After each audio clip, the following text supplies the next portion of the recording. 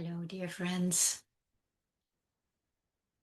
I don't think this is an overstatement if I say that pretty much everybody on this earth is traumatized and has been for a long, long time. Let's say lifetimes. For those of us who've done some past life regression or therapy, we know that we hit the places of deep trauma that we have carried with us and that we're still dealing with today and not understanding why we have these reactions, why certain things trigger us in a big way, why we feel so stressed and panicked all the time. It could certainly be from this lifetime too. I'm not excluding this one because there's just as much trauma in this lifetime for probably 99.999%. And, we're all dealing with this, every single one of us. And the tendency is, of course, to try and get over it and create some beautiful or successful facade, which we see on a lot of the social media channels, right? Everybody's doing so well. And then behind the scene, they're a big mess. So there is a tendency that we want to hide our shortcomings, our traumas, our insecurities, our lack of courage, our lack of confidence. It's like we cover all that stuff up with a facade and then we pretend everything is great. And then people who watch our channels, if there are, and I think there are a lot who have very successful channels, but many times, certainly not always, there's also many very beautiful, beautiful channels, but there's a lot, maybe more for the younger people, where there's this glorious facade, and then all the people who are watching it, of course, they think there's something wrong with it because that triggers their trauma. Nobody goes free, maybe with the exception from one here and there who came in fully enlightened. Who knows? I don't know. But I don't want to say 100% because I really don't know that. But I know for myself that I don't think I know anybody in my life, whatever level they're on, friends, family, clients, students, um, friends who teach, coaches, healers. We all have it. We all have been traumatized over and over, and that is what we are living with. We've been carrying it with us through lifetimes. And here we are, boom, fully traumatized, even though we may have healed a lot of it, and many of us have. And some people may have healed it to the point where they really are fully at peace with themselves and with the world. That's great. I think that's where we all want to get to. But I don't want to undermine the fact that there still is a lot of trauma, and not that I want to normalize it as a way of like, well, that's life. It's like, no, I want to normalize it in a way like, yeah, we have gone through a ton of trauma for lifetimes, or maybe just in this one lifetime, and it has a deep impact on us until we are able to heal it and resolve it and soften it and integrate it so that we can become fully human beings, human beings. And because we carry so much trauma, we are human doings.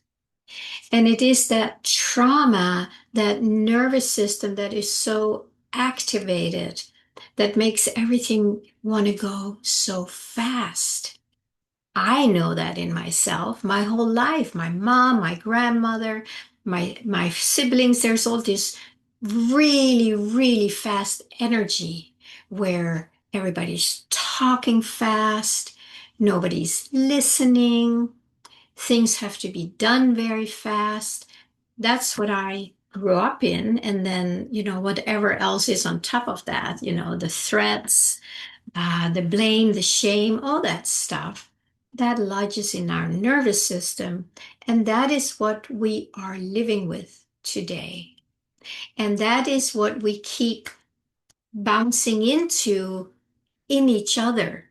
First, of course, in ourselves, but then in each other. And that is what causes conflict and battle and blaming and fighting and pain and hurt, all that stuff. It's because two traumas meet. It's not the true being behind the trauma that meets other people. It is the trauma wanting something from this other person so it can heal and relax. But this other person also has trauma and also wants that from you. And that's why you have these two traumas battling, and they're deprived, they are scared, they're alone, isolated, all those feelings that are still living inside each one of us. So when we go out in the world trying to change the world, well, truthfully, what do you want to change? And how do you want to change it? Is it your trauma that wants to change the world? You'd say, absolutely, it's our trauma, right? We want that love from the world that we never received from our caretakers, let's say. We want some kind of a peace because we grew up in a chaotic family. So, yes, absolutely, we go out hoping to get it from the world. What else can we do? What other choices do we have when we have not fully integrated and loved that trauma, all those emotions that are just like, wow, help me? That's the world we live in, my friends. And you going out from trauma to change the world, you can just think of it. What are you bringing to the world? You are bringing more trauma. It's not going to work. And I appreciate the effort. I understand it. I really do, because it's a very normal reaction, to the world that we want to go out and do something. But when you start understanding that your motivation to change the world for the most people is coming from trauma, I would suggest you do some really beautiful, deep, loving work first to heal that trauma that is living on, adrenaline and cortisol and panic, all that stuff that does not know how to slow down, how to relax, how to just be a human being versus a human doing, which most people are. It does not know how to regulate its nervous system because nobody out there teaches it except those who have learned it, who have taken the time to regulate our own nervous system, not to perfection, but to doing our best. That's always the best standard. Is like we can only do our best. And that's why everybody is already doing their best, even though they do really, really really stupid things. Just look out in the world. This is all trauma reacting to trauma. I wish I could say it, with one clear sentence or paragraph so this really drops in. Because I have been talking about this a lot over the past year and a half, on and off. And right now, there's a big trauma event, of course, that happened a few days ago that everybody is talking about and everybody is reacting against and having opinions about and believing somebody who writes something, if my trauma has a certain flavor, then it will resonate with this article and say, yes, see, it's them, or see, it's not them. It's all trauma mirroring back to us because we still have, what did I call it? The smear. We still have a smear on our windshield. You can watch that video if you want. That is what we're seeing. And until we are able to heal and integrate this smear, this trauma, this slide in the projector that we are seeing through, because it's something that happened in the past that made us freeze in time. And we're still living from that frozen time space because it didn't resolve itself. It did not soften and melt back into now. So it's very different to live frozen back in time and react from that and wanting to change the world than softening it, that frozen part ourselves, so we are in the present moment, aligned with who we truly are, feeling a sense of peace and confidence and feeling settled somehow because this frozen part is not running our lives anymore. So now you can move into the world with a very different frequency, a different way of being, a different inspiration of what can be done. Instead of doing the blame shame thing that we grew up with, now we can do, give, offer to the world what was missing for us back then. We have learned to give it to ourselves so that now we are not frozen anymore, or at least a lot less frozen. I don't know anybody who's not frozen at all. There might be one here and there. But now we can start meeting the frozenness of the world in the same way we learn to meet it in ourselves. That doesn't mean you have to go out there, on your horse and your white flag, and I'm going to save you all. No, that would still be from a frozen place who needs to go out there and do something so that frozenness can feel safe again. That is the work that you and I have to do ourselves. And when we do, just by being who we are without the frozenness, there is a very different frequency that emanates from us because now we are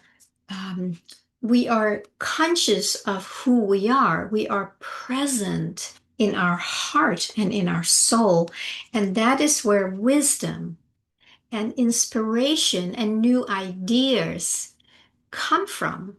They don't have to, they don't get stuck behind the frozenness. There's free flow, and we allow it to just flow. And that might certainly mean that you go out there and do something. And that something will be determined by how the flow, which is not frozen, now it's free flow. And that's where inspiration comes from, through you and as you, and then you can act on that.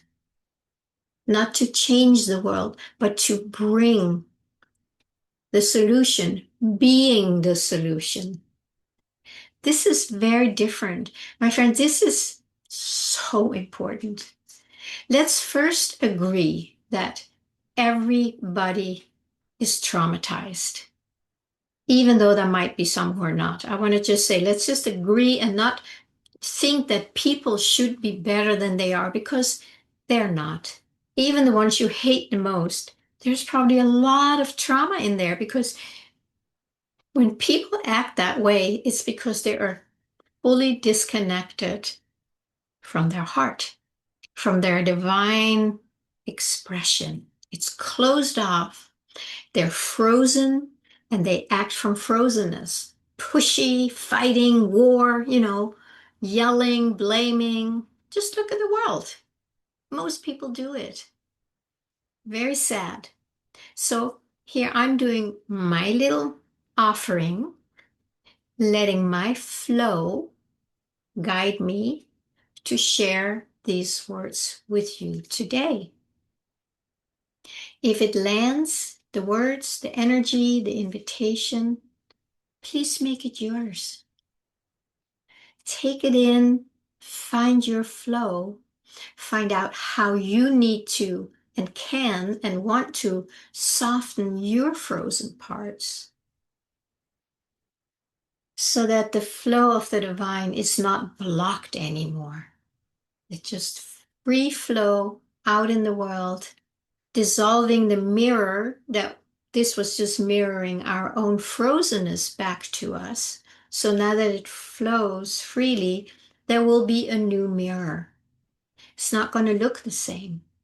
Can't. It's a mirror. So please consider that. And I always end up with my videos saying, feel free to reach out for a self-discovery session. That's like 30 minutes that we just jump on a Zoom call, connect, just to find out, where you're at, what you need, and to see if I'm the right support for you at this time. And for me to see, am I the right support for you, to see if this also resonates with me. So we just meet to see if we can do some deeper work together that might be beneficial.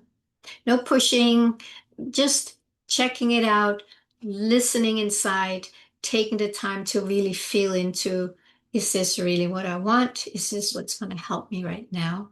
And then you can see if you want to move on like that with that. All right, my friends, please like, share, subscribe, and of course, comment. I would love for you to comment below how you can relate to this here. Do you have a frozen part that you have not been able to let the flow come through? Do you have things in the world that you're fighting with and have not realized that it is something in you that is frozen, that is still unintegrated? And would it be possible for you to just turn back inwards and become present with that part with warmth and love so that it can soften and melt into the flow? And then you become a whole different expression in the world. I would love to hear from you. Have a beautiful day. Thank you.